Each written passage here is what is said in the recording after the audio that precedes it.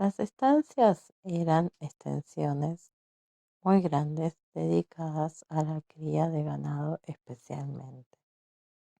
Los propietarios, llamados patrón, organizaban la vida de los peones, ya que no solamente se trabajaba allí, sino que también se vivía. Vivir en una estancia en el siglo XIX, los momentos de faena daban para la charla y para acompañar una guitarreada y, por qué no, cantar alguna payada. Nunca faltaba la sortija y las carreras de caballo. Todos los domingos salían grupos de candombe a tocar por el sur de Gran Buenos Aires. Rosas también impulsó el festejo del carnaval. En la zona de las estancias, en las zonas rurales, los festejos eran otros. Se dedicaban a la doma, a festejar también la siembra. A partir del segundo mandato de Rosa, las fiestas patronales y los 25 de mayo y 9 de julio se celebraban al aire libre en la calle con música de afrodescendientes interpretando el candombe sobre todo. Algunos trabajadores vivían dentro de la estancia en unas modestas casas ubicadas lejos del casco. El casco de la estancia se construían casas confortables con muchas habitaciones para comodidad de todos los miembros de las familias adineradas. Peones eran contratados por temporada y otros su residencia era permanente. Este era el caso de los capataces, quienes organizaban al resto de la peonada.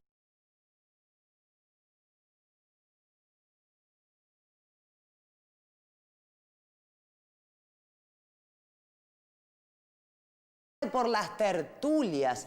¿Y ahora cómo me arreglo? Bueno, sé que las tertulias eran reuniones sociales. Sé que se hacían en las casas y desde los tiempos últimos del virreinato. A ver, hasta podría simular la conversación en una tertulia. Me falta un elemento.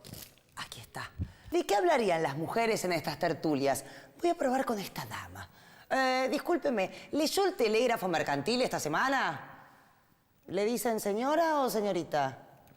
Bueno, parece que no le interesan las noticias. Probemos con otro tema que a todas nos gusta.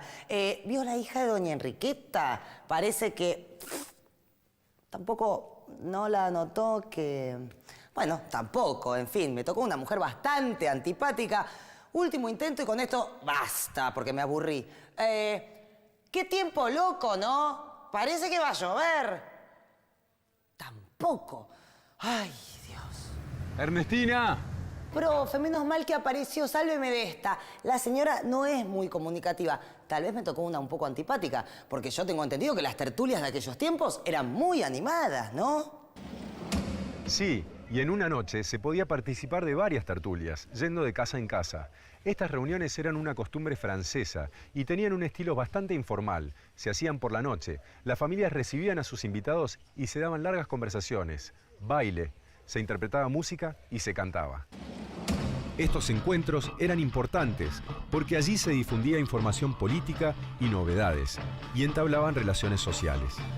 La única ceremonia consistía en saludar a la dueña de casa, pero no estaba mal visto irse sin despedirse. Y hablando de la Revolución de Mayo, ¿qué hace en la plaza, profe? Es que este era el clásico espacio público de las ceremonias y las fiestas oficiales. Durante la colonia, acá en la plaza y en la catedral, se celebraba la jura de un rey o la llegada de un gobernador. Y después de 1776, todo lo relacionado con el virreinato. También se hacían ceremonias por la creación de alguna institución educativa, religiosa o del protomedicato. Espere, profe, ¿dijo protomediqué? Vamos ya a nuestro querido diccionario, por favor. El protomedicato era una institución para controlar todo lo que tuviera que ver con la medicina. Consistía en un consejo que presidía un médico que supervisaba a otros colegas, a cirujanos, farmacéuticos, parteras, inspeccionaba hospitales y se ocupaba en general de la salud pública. Bien, volviendo a estas fiestas y celebraciones. Eran muy formales, con procedimientos muy estrictos. Era fundamental el tema de la jerarquía, el orden de importancia de las autoridades, y a veces había conflictos entre ellos por ocupar un lugar cercano a la máxima autoridad. Ya me imagino. Yo voy al lado del virrey, no voy yo, no, que yo voy a la izquierda, que vos a la derecha, en fin, un lío bárbaro. Sí, debía ser algo así. Estos actos y fiestas incluían celebraciones religiosas, procesiones, salvas de cañones y, según el caso, fuegos artificiales, corridas de toros, danzas y representaciones en los teatros. Lógicamente, después de la Revolución de Mayo, estas celebraciones cambiaron en muchos aspectos. Profe, ¿dónde anda ahora? En un lugar que elegí para representar lo que se conocía como la campaña, el espacio rural que se abría más allá de la ciudad.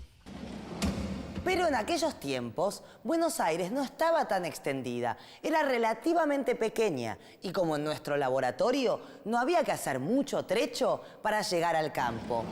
Sí, la ciudad no era grande, pero para muchos porteños la campaña era un territorio vacío, desierto. Claro, era una visión muy distinta a la que tenían los que habitaban este espacio. Para la siembra era necesario contratar jornaleros, y cuando no alcanzaban los peones, el labrador invitaba a los vecinos con sus aperos para que lo ayuden. Y así podían juntarse unos 40 paisanos que comenzaban su tarea con la salida del sol. El día de la siembra se celebraba una gran fiesta con guitarreros y baile, en la que participaban las familias de todos los trabajadores.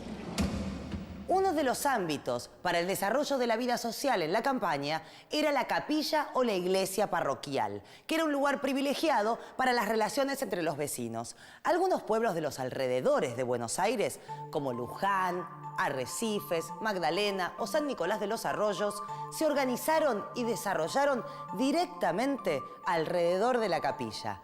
¿Y el profe estará en alguna capilla?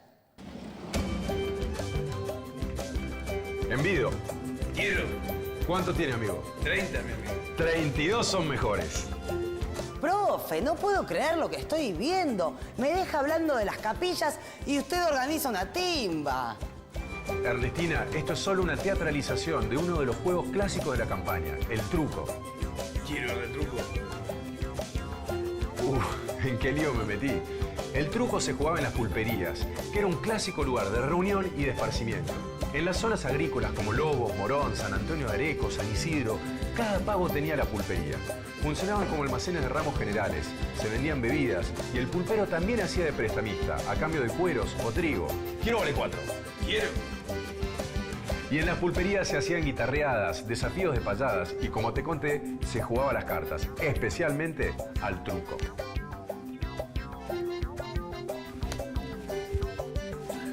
Porteño.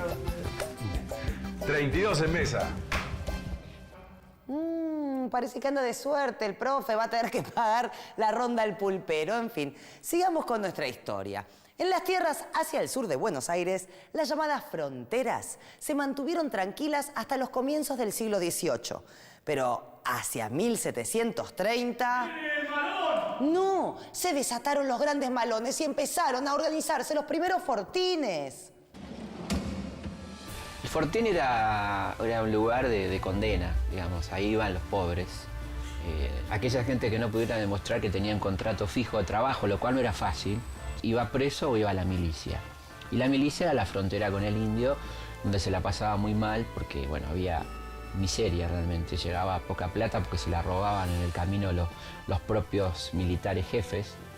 O sea que en realidad esta pobre gente, que muy bien describe Martín Fierro, que es uno de ellos, es uno que por no tener su papeleta y por no tener propiedad va a parar a la frontera, a la guerra con el malón, eran los que ponían el pellejo en la guerra con el indio y no recibían absolutamente nada a cambio porque ni siquiera les llegaba la paga.